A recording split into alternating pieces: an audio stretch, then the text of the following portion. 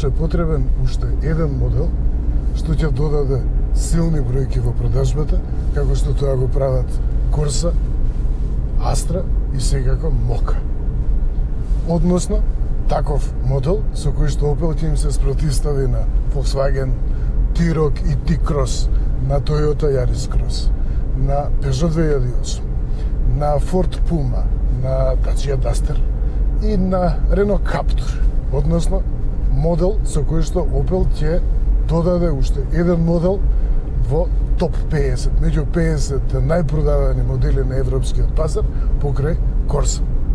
Opel веќе има успешен модел во SUV сегментот, како втор најпродаван сегмент на европскиот пазар под се SUV.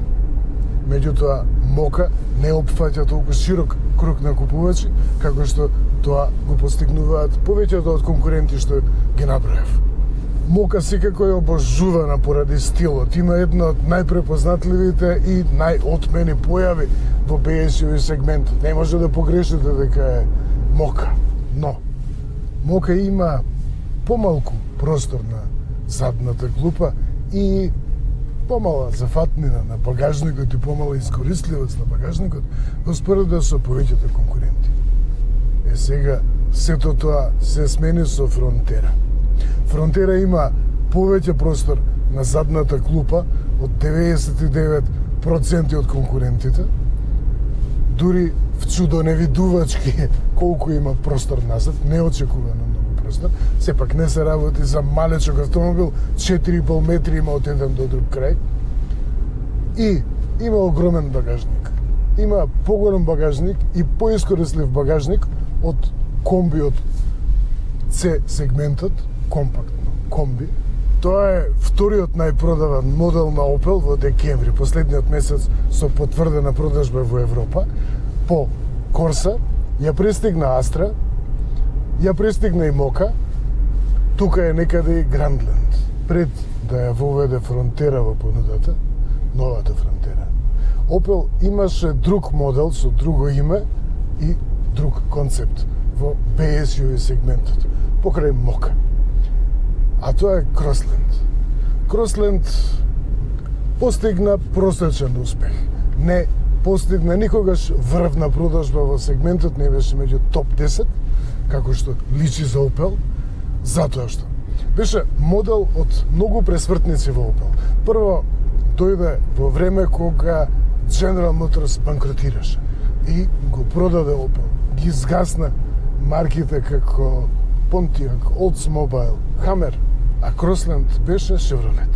Односно беше GM Daewoo, General Motors Daewoo, кој што подоцна стана Chevrolet, кој што постигна фантастична продажба, неисе. И користеше платформа која што беше развиена од GM Daewoo, односно од Chevrolet. Тогаш корејците го имаа главниот збор во General Motors, тие ги добија правата, односно одговорноста да развиваат модели од B сегментот, од А и од Б сегментот. Па така беше и Corsa и други модели од таа генерација. А од друга страна, Crossland се појави во време кога европскиот пазар почна да ги заборава вановите. Мерива беше големо име моделско, успешно моделско име покрај Зафира, меѓутоа се откажа. Помина тоа време на вановите. Луѓе сакаа SUV. Crossland балансираше некаде, беше сигурен баланс, немаше визуелен настап, немаше појава на SUV, немаше маса, беше повеќе како ван стилизиран. Конкурентите реагираа подобро и сега надоместува Frontera, го враќа Opel во тој сегмент кој што е важен. Таму е огромна конкуренција, има преку 20 модели, па дури во рамките на самиот концерн Stellantis има конкуренција од марка до марка. И се бори Opel. Меѓутоа, Opel е производител што има конструирано, дизајнирано, произведено, продавано бројни модели. Знае како да направи автомобил и овој примерок од Frontera што го возам е најголемото освежување што можеше да се случи во SUV сегментот и поширок. Белите тркала, Некој ќе рече дека тоа е банално, тоа е обичност, меѓутоа тоа е свежина, ја враќа свежината, дава свежина. Внесува ретро елемент. Со тоа ги освои и купувачите кои што го сакаат ретро стилот. Opel има бројни ретро модели што сцената ги обожува. Мене овој дизајн ме потсетува на времето на Commodore GS, на Monza. И тие има тркала токму во ваков стил. И не сум јас единствен што го препознава тој елемент и ги гледа цртите од старите модели на Opel, од Opeliштата. Во салон ми кажаа дека има интерес за беливе тркала и меѓу повозрастната генерација. Затоа што внесува ретро елемент. Самата фронтера има таква кутијаста форма со која што отстапуваат овие денешни во главно исплакнати форми и излезе дека ги привлекува и повозрастните клиенти. Сцената одговори со голема побарувачка, голема заинтересираност за овие тркала, кои што чинат опција не се поевтини, туку треба да се доплати. А тие се добиваат заедно со бел покрив и со кровни носачи во црна боја за контраст, што чини околу 420 евро и тоа е фер. По цена на доплата за бел покрив и други производители, тука добивате и тркала бели. Меѓутоа, како да знаеш дека ќе ја сака пазарот ако не ја понудиш? Нудиш нешто што е ретро, нешто што минало, нешто што не е врвна технологија, туку е дури и чекор наназад, затоа што се челични бандажи. Бели. Но, дури и да не биде секоја втора продадена фронтера со бели тркала и достапни патен во едишн изведбата, кај GS не. Тоа ќе биде добар успех, добар погодок, затоа што сцената ќе ја забележи фронтера и прават реклама на фронтера овие бели тркала. И тоа е мајсторијата денес. Верувам дека одреден голем процент од луѓето кои што дошле во салон да ја погледнат фронтера во живо се одушевиле, се убедиле, биле привлечени кон овој модел, односно пресудило тоа што назад има огромна просторна понуда. Фантастично многу има простор, а причината зашто има толку простор, тоа е изведбата со 7 седишта. Имаш широки врати. Фантастично широки врати. Значи и тоа е меѓу бројните предности што го олеснува пристапот, седнувате господски назад. Причината зашто е изведено така е третиот ред седишта. Со доплата од 800 евра, која што не е пак достапна тука, за таа треба да се доплати ниво на опременост GS, тука не се нуди. Во таа изведба, задната клупа е поместена малку понапред и на тој начин се создава повеќе простор за третиот ред седишта. 7 седишта не се само заради големи семејства или луѓе кои што патуваат со половина зграда, туку едноставно е приспособливоста на просторот. Значи може да се патува и со 4 патници, и со 5 патници може да се патува, меѓутоа останува просторот на задната клупа за да се пренесуваат долги предмети, спортска опрема и слично. Тоа што е најдобро кај ова фронтера, односно една од многуте добри работи, е плагиот хибриден погон. Кај Opel се е електрифицирано. Значи нема погонски изведба во која што не е вклучен електромотор. Има плаг хибриден погон, две изведби, едната е со 110, едната е со 145 и има целосно електрична изведба. Плагиот хибриден погон е најблагодарен вид на електрификација. Зошто? Затоа што во споредба со обичен бензинец без електрификација, без електромотор, со мала доплата добивате потрошувачка, вредност на потрошувачка, односно штетливост, која што е споредлива со класичен хибрид.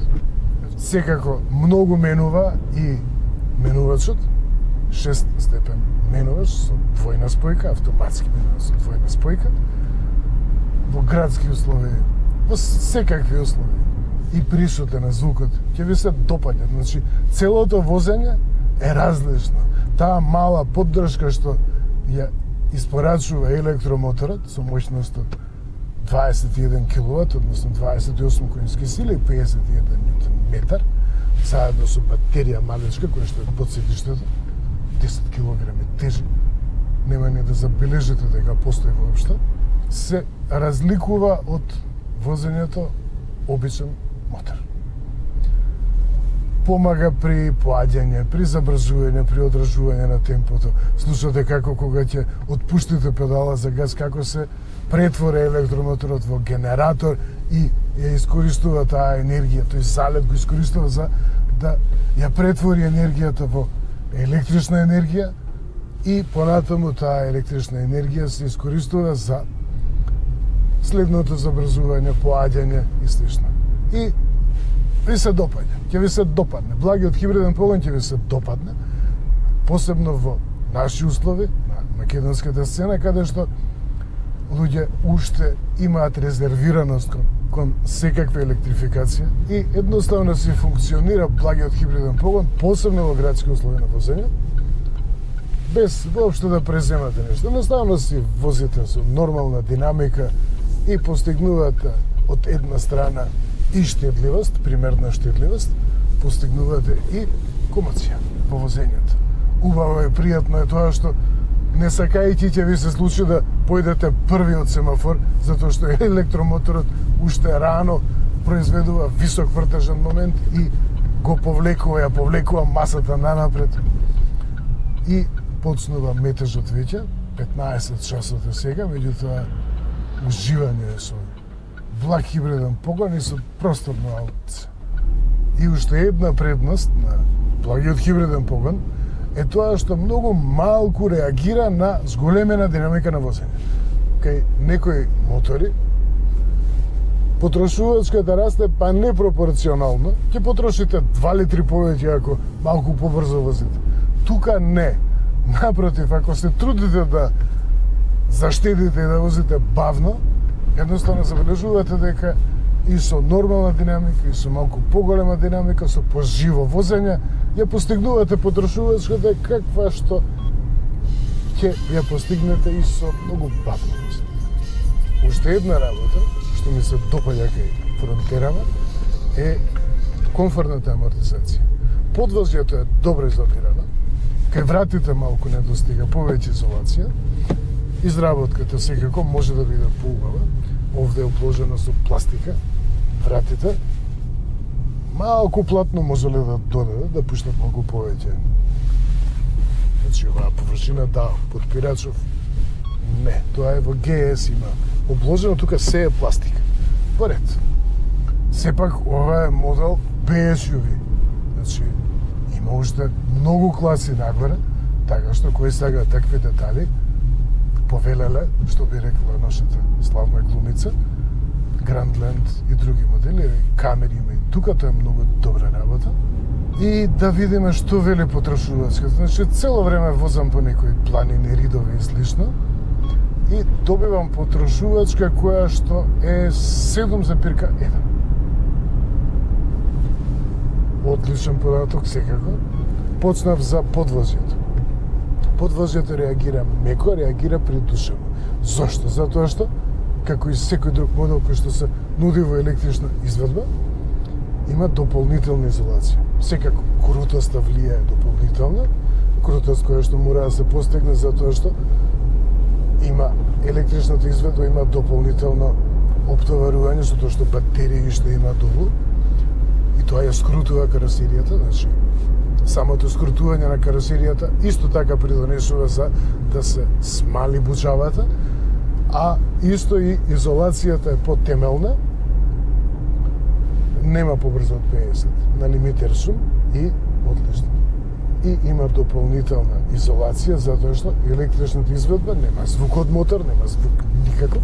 И ако нема толку темелна изолација, тогаш би добиле едно чудно возење каде што немате чудно чувство, каде што немате звук од мотор и слушате само како тропа нешто од доле. Затоа овие автомобили имаат темелна добра изолација. во споредба со првата изведба на Фронтера која што беше на тест и беше во нивото на опременост GS. Тука е првото ниво на опременост, Edition, и не забележувам, не наоѓам некакви забелешки дека нешто изгледа недоработено или дека со нешто Opel сака присилно да ве упати да го купите поопремениот и поскап модел. Туку, да, човек може да биде сосем среќен и со тоа како изгледа. Овде нема едноставна пластика, односно германците велат ландшафт. И тоа е нешто слично како панорама. Цел свет има панорама, германците имат ландшафт. И овие сребра тука, не знам, сатен некој мат сребро, не знам како се викаат. Изгледа убаво, внесува некаква шара, окей, да. И седиштата не изгледаат дека се нешто преедноставно обложени, убави седишта. Opel прв почна со AGR, Aktion Gesünder Rücken, односно акција на германските ортопеди, кои што се зафатија да ја научат нацијата да размислува за тоа дали седи правилно на работа во автомобил и секаде. И затоа се седи убаво. Долга е седечката површина, тоа ми се допаѓа. Има странична поддршка солидна, вистоки се, едноделни се. Значи, интегриран е подпирачот за глава, за разлика од GS, меѓутоа има солидна поддршка за рамената, навистина, ако правилно го наместите седиштето. Седиштава се навистина еден од квалитетите. Тивко е, тоа го спомнав веќе. Тука нема автоматска клима, има мануелна клима. Тоа значи дека кога ќе наместите, ќе сватите после 5 минути дека сте наместили или престудено или претопло, меѓутоа во секој случај е многу подобро отколку да е без клима. Од системи за асистенција има секако, ЕУ пропишува стандарди, веќе не може да биде автомобил без бројни системи за асистенција, па така имате темпомат, имате лимитер, кој што е благодет во денешни услови на возење, кога учиме многумина, дури сега учат дека имаат лимитер во возилото или со камерите, со безбеден град, камера за сообраќајни знаци, цените се наведени многу. И неколку ставки од опременоста ќе спомнам.